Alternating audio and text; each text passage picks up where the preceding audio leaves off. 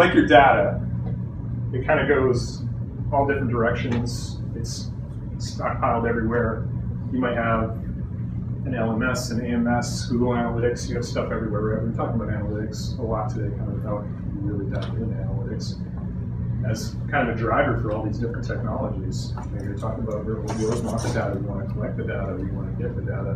What do we do with the data afterwards? So that's kind of the main business problem, is what do we do with this data. So we did a little pre-survey before the event today. It's kind of blurry, I apologize because I took a screenshot and put it on here. Basically what I wanted to know is whether or not you guys in the room were satisfied with the analytics solution before we discuss it today. So on the top line, as you can see, no one is completely satisfied with their analytics solution. So maybe, I don't know if any of you guys filled this out or not, but what aren't you satisfied with? Does anyone have an answer to you? What about your analytics solution aren't you satisfied with? Does anyone want to? I don't know that I have one. that's part of it too. Okay, good. We have everything, but we just don't have the resources to be able to actually use it and translate it. Right, and that's why I'm here talking right now, because this is the bread and butter of all this technology we're talking about, right? What do we do with the data? And it guides our strategic decision making, whether it's operationally or whatever else it is. I'm always amazed when I go into association, but I tell folks out in the hallway, I get to serve as the virtual CIO for a number of organizations. And I'm always amazed at how little we know about your members. I mean, you have basic demographics, you know, their ages, their whatever, but you know, if you were walking into any software organization that tracks, you know, where you last shopped, you know, they shake their heads at how little you know. And I don't think that was a blanket statement, but it certainly is with the organization.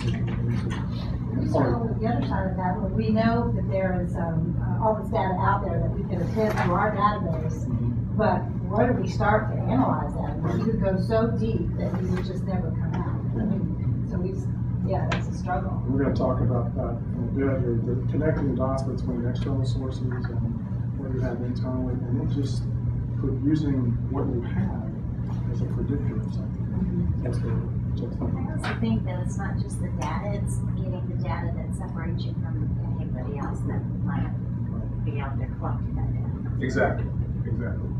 So, and yeah, integrating it and making it all work for you, that's kind of the key. So again, what the example is that I actually handed out, I kind of was looking ahead because I already knew the answer to this, but in the pre-survey, most people said member retention and acquisition was their major analytics solution they wanted to look at the most. So that's what this slide's kind of representing. I didn't get a question in the back, Justin. Yep. Before you moved on. That was actually more just a statement in that we have been challenged.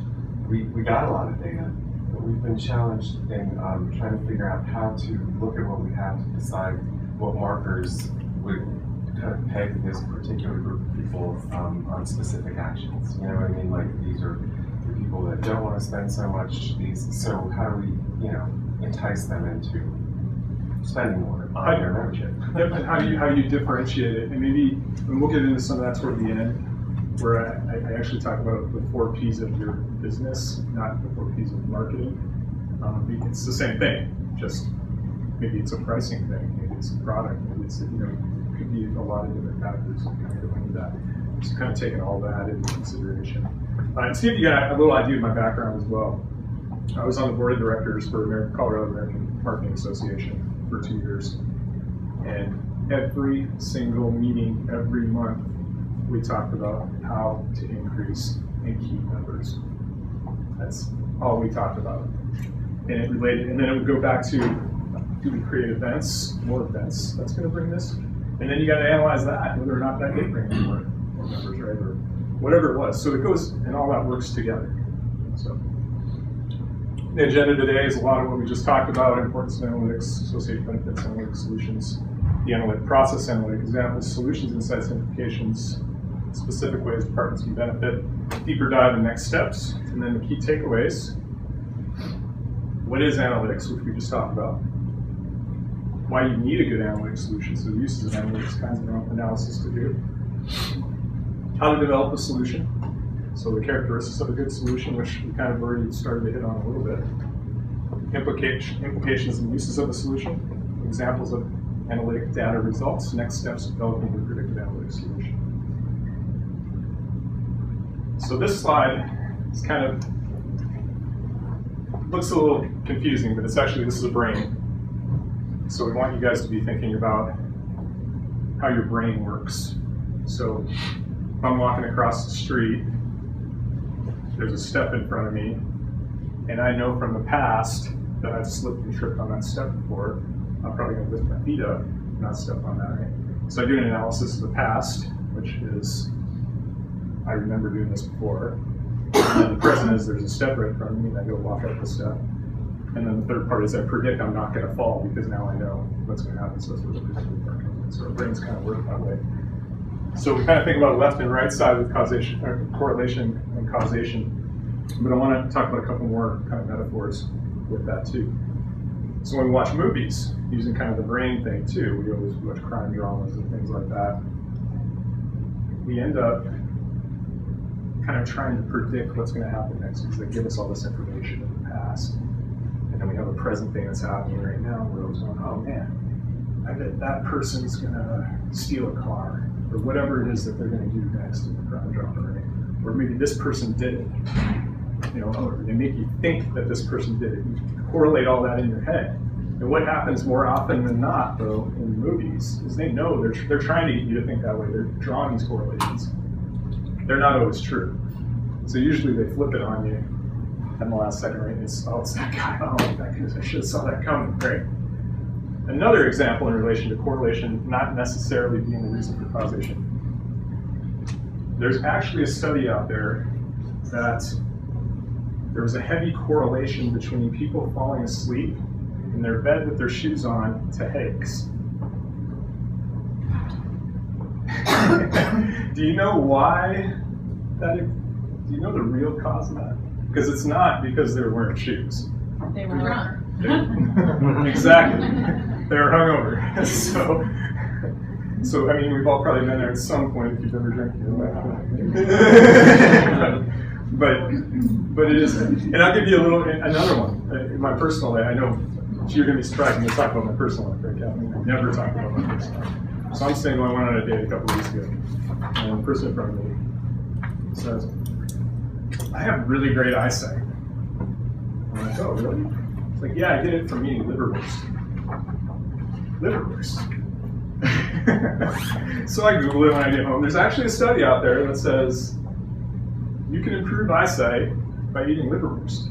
But that's not the cause. The cause is vitamin A. It's in liverwurst, right? So you got to take these other considerations as you're slicing the data. It might not just be one variable. You got to look at other variables, take a look deeper.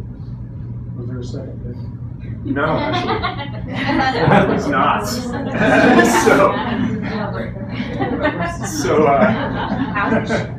The reason why, yeah. Is there causation? Yes. Correlation being. She doesn't. First of all, this person eats liverwurst, so I'm questioning. So key items addressed by analytics. Again, we can go back to kind of a movie example. There's a past, present, and future. The different tenses within what can happen. We all probably do this really well, right? We all have data. We all collect it. We are asking what happened. We have reports to get this data. We kind of might have an inclination of how and why it did happen. You don't really know, because you don't know until you test it, right? So then you get into the present tense and you ask, what's happening now? And then you get into what's the next best action, which is the recommendation phase. And then future, what will happen? How you extrapolate that data? What's the best, worst thing that can happen? So what's your prediction, optimization, simulation within that? So that's when you're testing along with trying to predict what's going to happen next. So benefits of analytic solutions. So to bring it back kind of to what associations need, what associations primarily do. Within membership, What's kind of the primary thing that we're looking for? We're trying to retain members, we're trying to acquire new members. Cost center, we're looking at maybe we cut costs in certain areas, or maybe we need to cut costs in certain areas because we're predicting that we're going to lose a certain amount of membership. Or there's a finance component of that kind of lives with that. And some of these all work kind of hand in hand too. I should have had link arrows here as well. Then you have events, right? So events, what can you do with events and data? I mean, it's infinite. You can kind of, you can determine that somebody going to an event is the reason why they're staying. Or run some, maybe it's a younger group and you run a couple variables and that's why they're staying, a younger group and they're going to events. Or maybe they're not going to events, so now you know you really need to target them. Maybe you have events that you target them. So events, you can also track sponsorship. Analytics, right? Just get some revenue going. So This is one of the places where I consistently walk in with places and, when I ask about membership comes up as a constant. Like how do we retain it, build it, serve it? So I ask questions like, do you know how many events your members attended last year?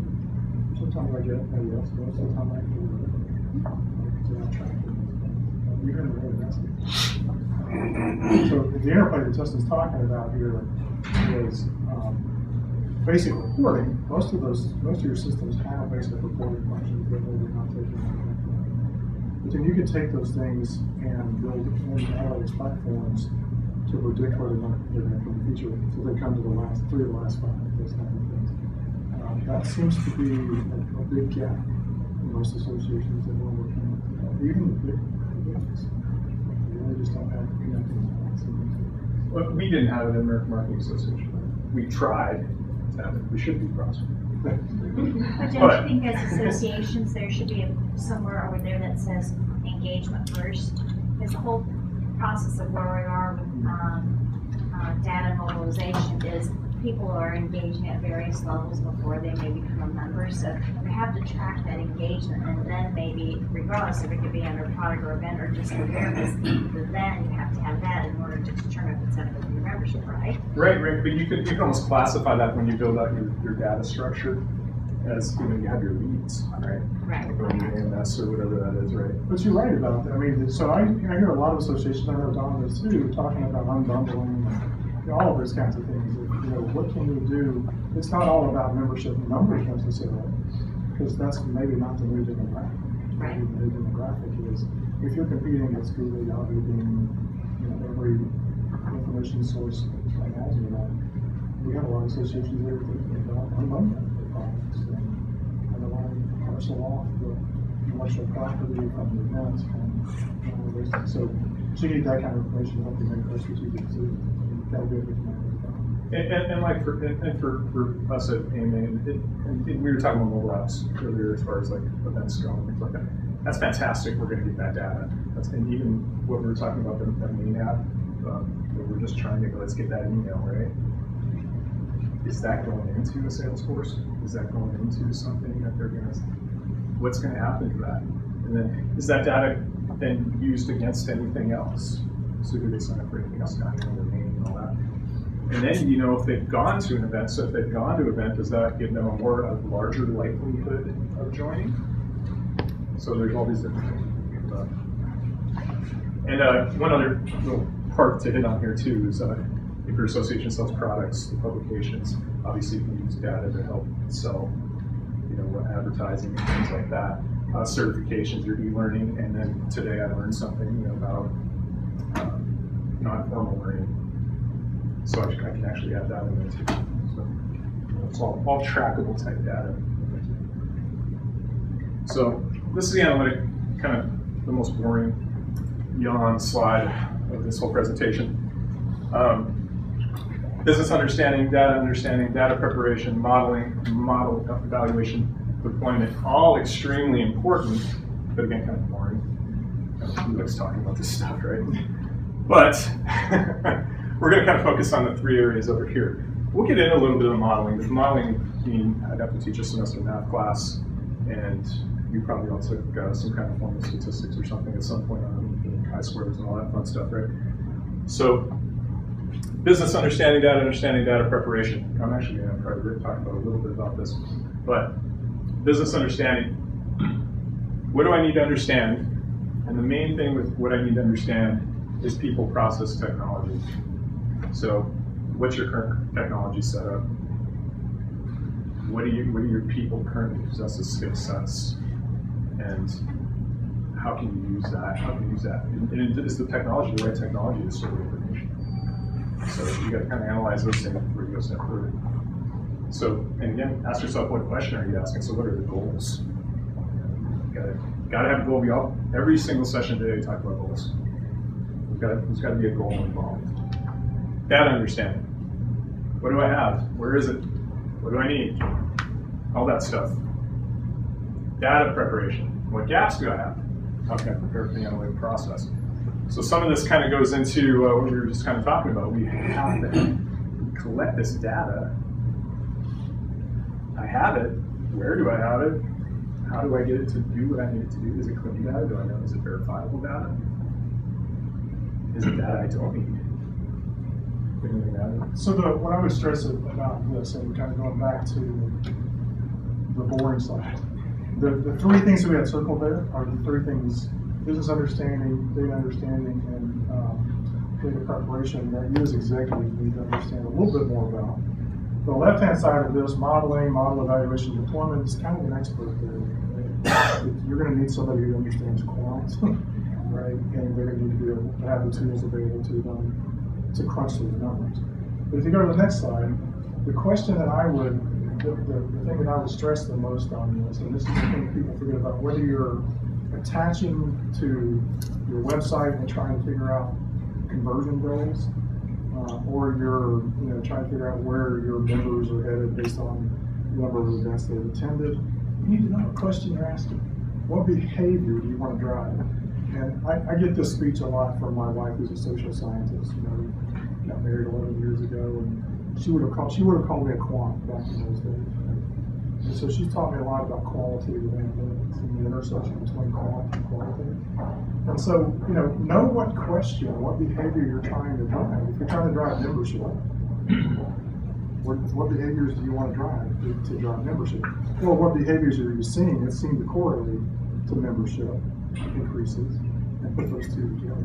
So the most important thing I would tell you as executives is understand the behaviors you're trying to drive and or are looking for in the data that you have. Because as in the wearing shoes to bed example, you may have a headache for different reasons, right, than what your data might tell you. It's not always obvious if you just look at the data in its raw form, unless you put some qualitative things around it to help frame that. We'll have some an specific example of that. I see this most often missed in SEO, right? So if you're looking for the number of visits to your website, you're looking for the wrong number. You're looking for the wrong field. Don't just get them to your website. You want them to get to your website, to get to your membership briefing, to get them to go to the sign up button. And if you're not tracking that whole transaction, you're missing something. And Eddie, you really hit on that part here. Because Google is like gold if you can get found on the front page, right? So you have this analytic that great, you increase your visits by 500 people a month, but if your conversion percent went down, then you're going to get or your bounce rate 70%. Yeah. So you're not providing the right content in that case. So understand your people, process, technology is kind of the message I want to have a goal and then understand that. It's kind of a big thing. So I don't expect you guys to read this. I'm going to explain it. So this is an example of data preparation and also kind of making sure your data is accurate. This is with FPA. So listed on this side here is financial planning associations, like their top 25 firms that they're involved with or that have members at their association. This is actually the complete list. It goes all the way down here. There's over 1,000 of them in there. But what they wanted to do is they wanted to, kind of the key goal with this is they wanted to know what their penetration was within in each of these organizations, because as you can see, not see, is some of them only have like 3%, some have 25%, some have 19%, some have 4%. So there's a lot of opportunity here for them to kind of go after some of this acquisitions, member acquisition. What they didn't have was this information. So they came to us and said, here we have all this stuff in IMIS, but they had an email without a name, or they had missing information. So what we did was we actually went and bought information from discovery.org, and we integrated it with what they had in IMIS. A little fuzzy mess that involved how we did it, but it's pretty accurate. I'd say 90-95% accurate. And we were able to take this and apply it to what they had in IMIS to know what their penetration was for each of these associations. So we knew from discovery exactly how many people are at this association that are financial planners. What we had in IMIS, now we know what the percentage is. So we extrapolate, take that out of and matched it up with what they had in IMIS, filled in the gaps at the same time. So if we didn't have a first name, fill that in based on email, or if we had a last name, right? So we're able to do that. It's a great example of data preparation. What they had was missing data, right? You talked about how to bring in, and this was a painful process. And they've blessed us sharing this example because it's a pain that most organizations get through. We went through Meridian first, and we found that the hit rates and the accuracy of the data was low. And we used Meridian in other circumstances where it's high. So you have to have lots of different data sources to select from. And be prepared for the process of going through assessing whether it fits or doesn't fit. In this case, we switched from Meridian to Discovery because they have a much better database about, so there's 35,000 members, I forget the exact number is with this organization. They had great data about them individually as individual practitioners, but they didn't have great data about the firms that they were with because they had moved and their database was 22 years old. So they hadn't done a really great job of keeping up with their current funds. So we, because we didn't want to go back out and hit 35,000 members with a who are you with now, right? We started going to external data sources and matching it up.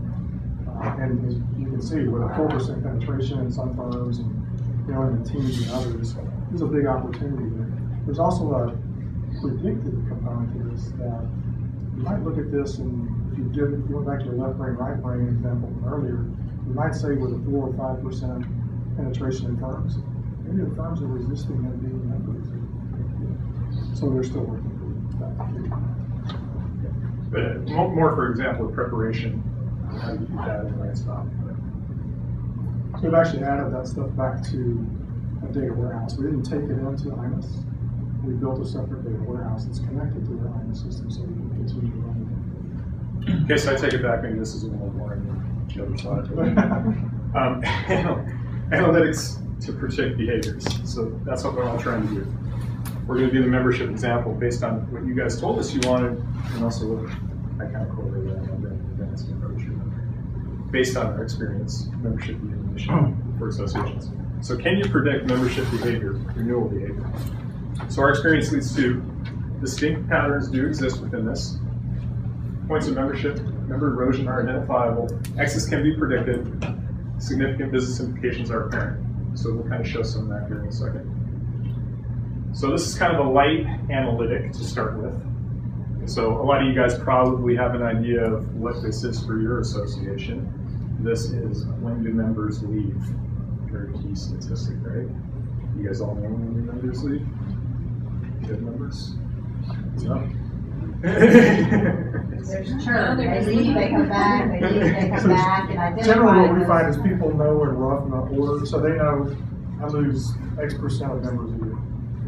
They don't know over, so we switched gears here from data preparation and kind of reporting into can you predict behaviors, right? And there's a specific example here, Justin, I'll share with you in a minute, but if you massage your analytics properly and you ask the right questions, you can start predicting based on what that data tells you when they might leave and start doing prescriptive behavior, prescriptive campaigns and actions to keep them moving.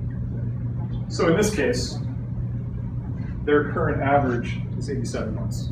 So not a bad stat, but as you can see, right here, there's a big spike right about 2 years, 2 to 3 years.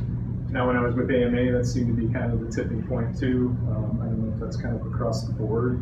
Somebody, there's all kinds of things you can try and draw conclusions to because we all try and do it. But without the data actually telling you why, be really careful with that. Because I know at AMA, we're like, it's not enough events. We got to do more events. Let's try that. Let's do this one-day event this year that's going to just blow it out of the water, and we'll bring in all these marketing speakers and spend all this money, and it's going to go great, right? Didn't increase our membership. Just need some more email. Yeah. We attracted a bunch of this is just more email campaigns. Yes. That was it. So again, that's a light analytics. So you take it and you start slicing this stuff a little bit. So let's get into like some different stuff here. It's membership type. So kind of these actually are these here. I just couldn't change because I did a screenshot. But the membership types at FPA are first year CFPs, second year CFPs, international members, non-financial service allied professionals, which is lawyers, things like that. Financial services allied professionals, which is more of like maybe software company or software people that are assisting financial planners. CFP members with greater than 2 years and retirees. So what can you kind of see on this graph if you kind of match that up? These are in the same order as the ones down here. You can see the retirees have a lot better survival rate. You can see that CFP members greater than 2 years, 142 months, 235 months for the retirees. Now you get down here, first and second year, you got a problem, right? So you got 29 and 29. So how do you get those people to stay longer? So it's just one of the things to start to think about as you go through developing kind of what you want to do as a solution. So this is kind of more present and past at the same time that we look at here. So anything to add about that? No, absolutely. So does age affect tenure? So we're taking, these are just single variable slices we're taking right here. We actually took all of these slices, I'll show you kind of what that number came to at the end here. So you can start running, that's where the modeling kind of comes in. You start running a whole bunch of different variables. I don't confuse that today. I'll just kind of explain it here in a minute. But does age affect tenure? So yes, it appears to. Again, you've got to be careful. Is this the real cause? But there is a correlation, it seems like, 5 being the youngest, 1 being the oldest in this group. I didn't have a definition for the groups, so I just grouped them 1, 2, 3, 4, 5. So average being 75 for the youngest group, oldest group 114. I wonder if younger equates to first and second year professionals. I wonder. I'm not going to say that's the case, but we ran those types of things and we came up with a different solution. But it gives you another idea. Maybe we need to target younger professionals. Higher educated members stay longer. Is this the case? Well, kind of. But if you took younger into this and applied it to master's degree, I think we would have some different results. So again, it gets back to you were saying, how far can you go down this rabbit hole? I'm not going to go crazy today, because again, this could be a whole semester discussion on this stuff. But the data does show different reactions to different things. But you'd almost have to go drill that deep in order for your strategic plan to be able to allow for some change for the organization. Right, and if you're doing single variable stuff like that, you got to go deeper. You got to go deeper. You got to run all those variables against each other, and you got to see what the probability, and then you can group them off of that. So now you can group younger, master's degree, CFP less than 1 year, right? And you know what the exit is, or their tenure is, right? So post-crash, this is kind of interesting. It's pre and post-crash when the economy kind of crashed at 08. And actually, Rick, I'm going to let Rick talk about this one because he's boots on the ground at FPA when this happened. So when we first met, Financial Planning Association, in 2011, and so there was this common wisdom that the financial crash made their membership less loyal. Right? That people were under stress, they were financially stressed, their profession was under stress.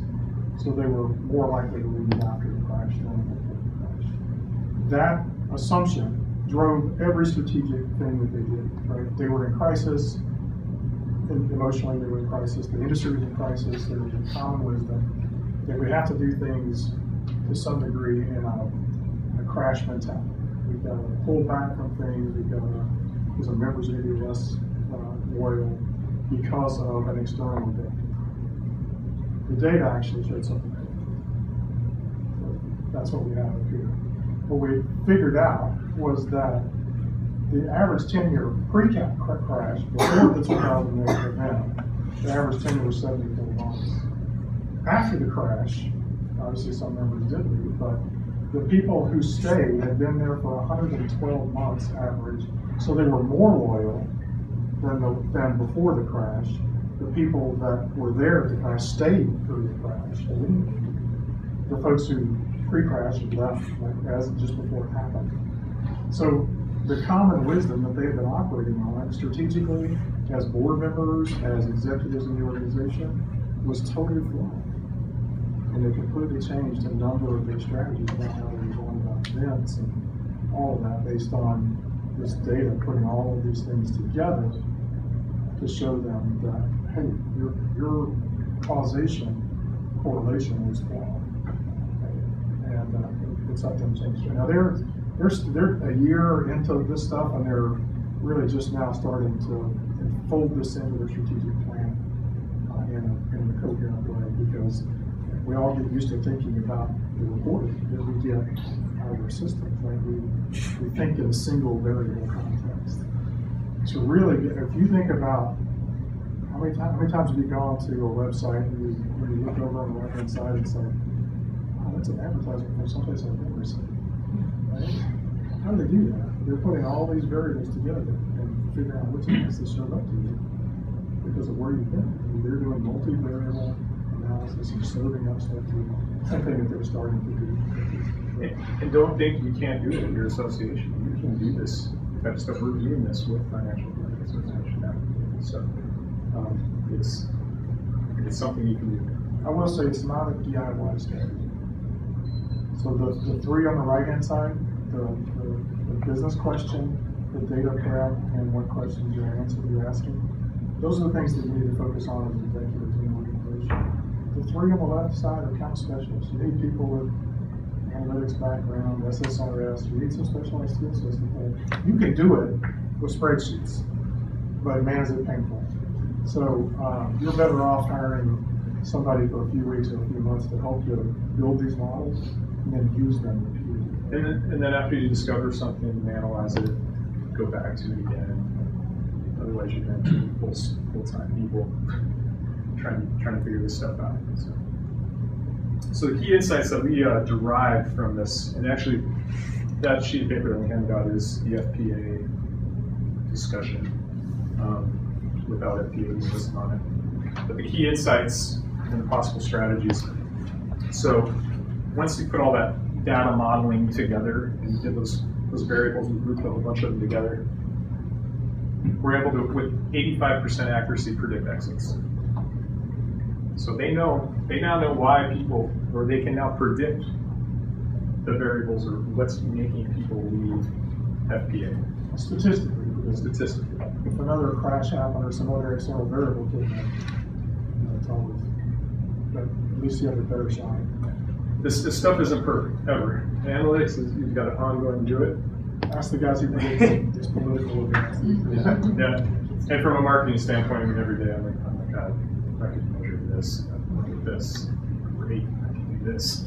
Oh man, if I could just email this guy based on this, or all that stuff. They did come up with some strategies. That's exactly what, yeah. So we have target members under 4 years was one of the kind of things that came out of this insight. Higher education member categories stick around longer. They wanted to develop ways to promote higher education. This is all kind of in process at FPA right now. Organization has leaner, more dedicated core membership base since the crash. in It sounds general. like a euphemism for less members. It is, yeah. Okay, that's one way to. In general, highest at risk members can be identified and targeted. So when you're, from my standpoint, from a marketing standpoint, focus on young, educated members in this instance, or can educate. Focus on young and educating your members. I should have changed that. From an association perspective, what are the groups missing? Must develop marketing program for risky members. Again, I call this the business strategy, so it's pricing, promotion, place, product.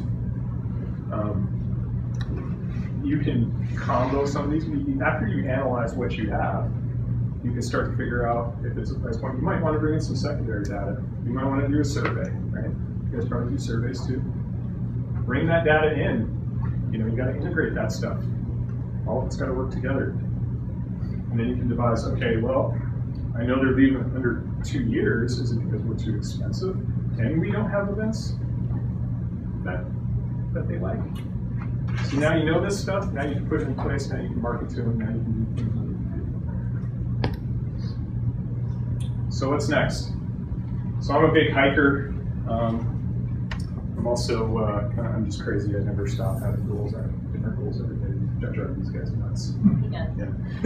So I'm also, on the side, I have a side of business I do because of personal training too. So I'm just doing that for just anything goal oriented.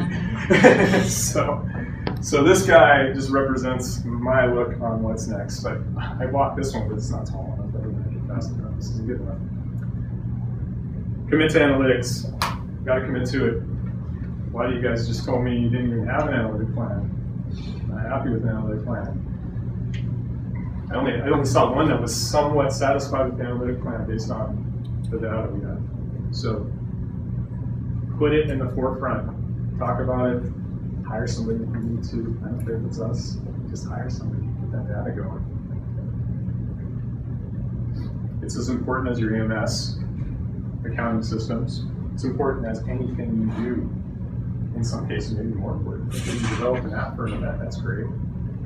Did you think about what you're going to do with the data? You have a plan in place with that data? If you don't get the app. It's a waste of money. Build a platform. Engage experts. We talked about that a second ago. So understand your business objectives. That's the main thing coming out of this.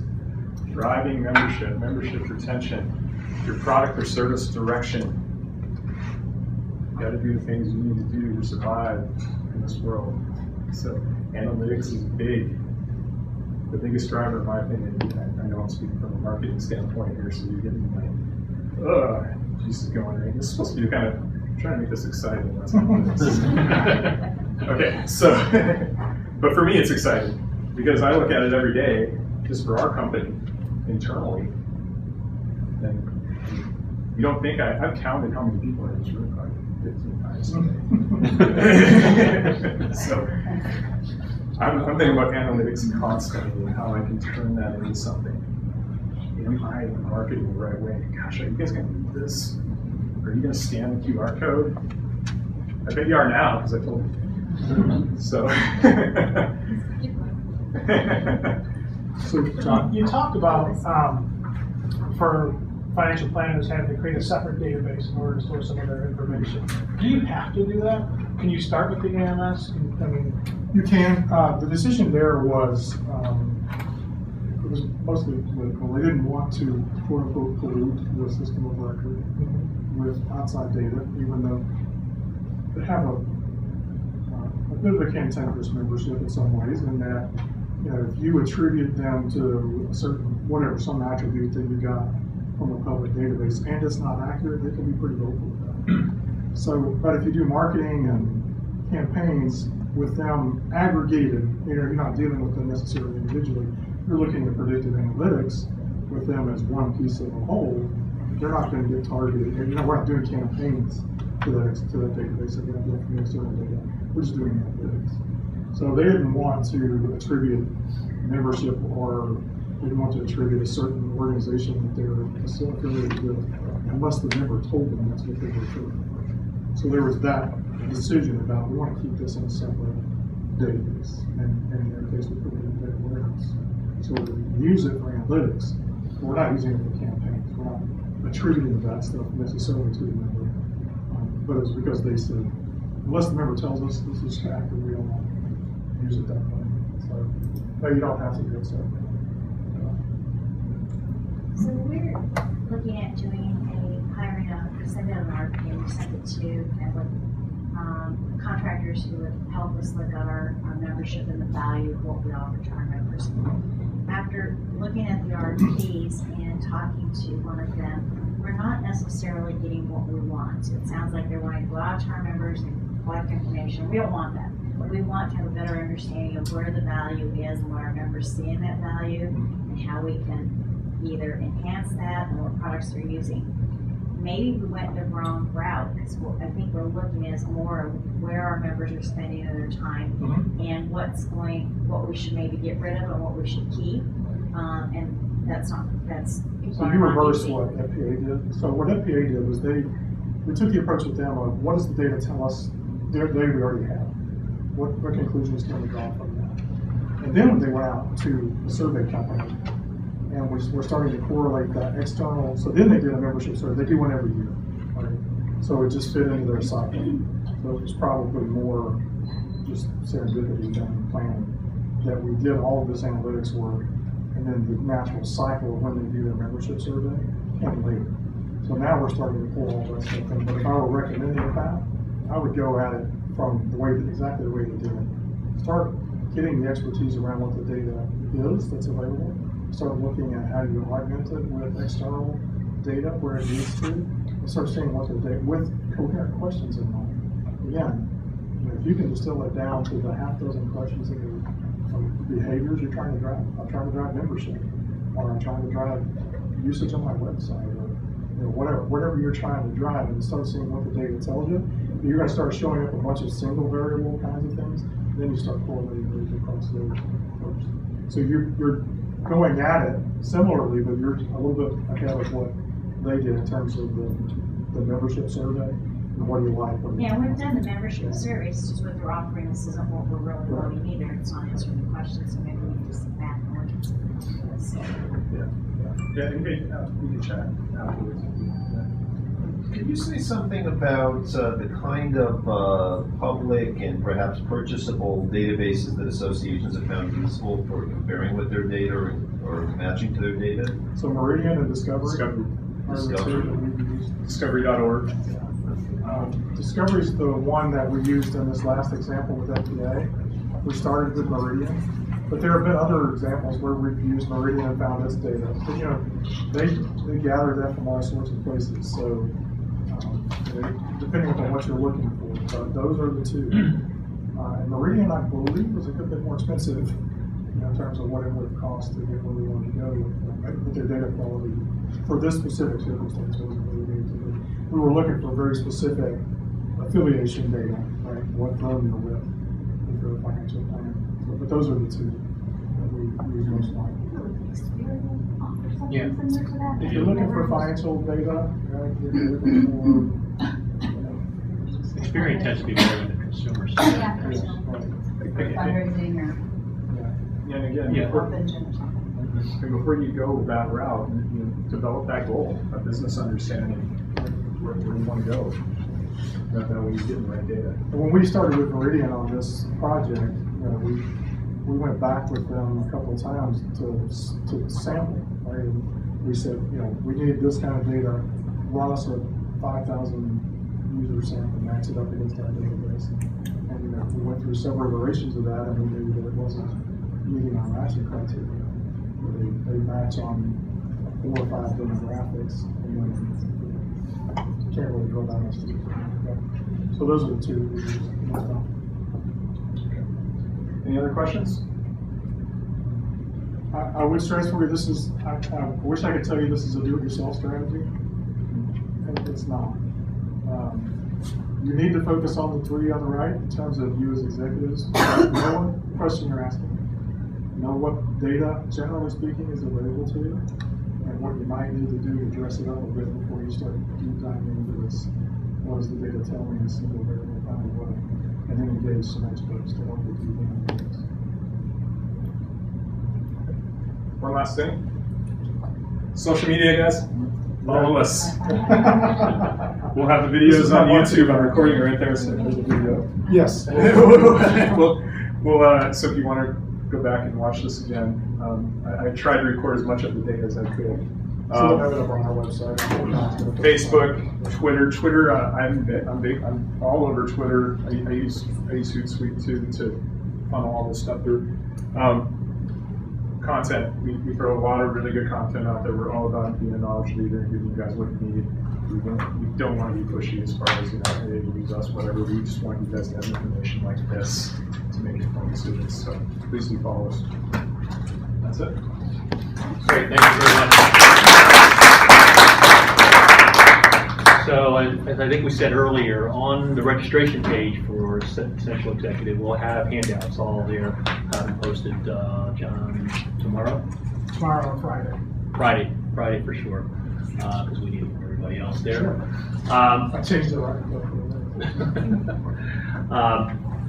I do want to just also kind of go back to what we started in the beginning of the day. If you all remember the formula, what is the formula? E equals MC squared. Getting close. How do you be successful? Doesn't equal Oh, there you go, Oh, right there. right. So what does it mean?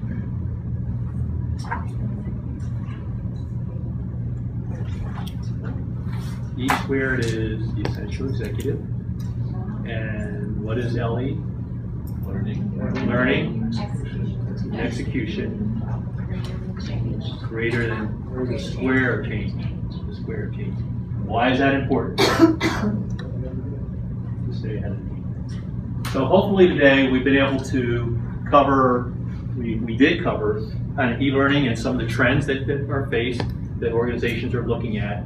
And the critical point there is that there is a lot of change going on in that space.